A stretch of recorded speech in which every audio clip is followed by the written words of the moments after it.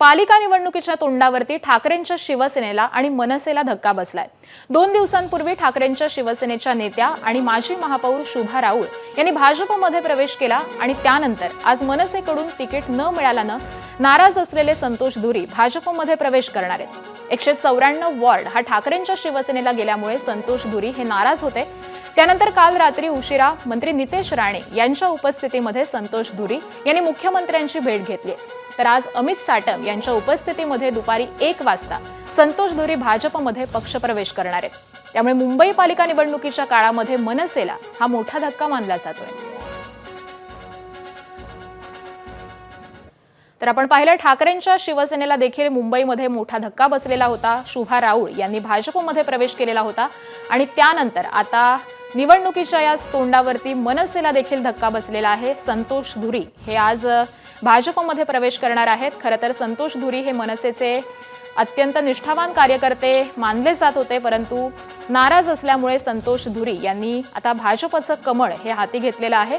काल मुख्यमंत्री देवेंद्र फडणवीस यांची त्यांनी भेट घेतलेली आहे आणि त्यानंतर आज दुपारी 1 वाजता त्यांचा भाजपमध्ये पक्षप्रवेश होणार आहे। त्यामुळे निवडणुकीच्या तोंडावरती शिवसेना आणि मनसे या दोन्ही पक्षांना हे धक्के बसलेले आहेत।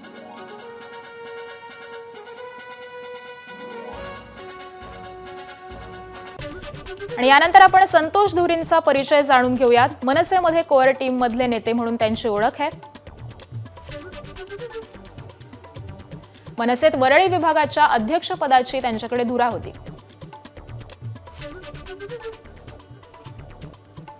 तर मनसेच्या प्रत्येक आंदोलनात संतोष धुरी सक्रिय राहायचे। 2012च्या निवडणुकीत मनसेचे ते नगरसेवक होते। 2017ला समाधान सरवणकर महेश सावंतांविरुद्ध ते पराभूत झाले। तर 2017ला वॉर्ड क्रमांक 194 मध्ये धुरींना 6684 मतं मिळाली। मनसेचे मुंबई अध्यक्ष संदीप देशपांडेंशी त्यांची घट्ट मैत्री आहे। एबीपी माझा, उघडा डोळे बघा नीट।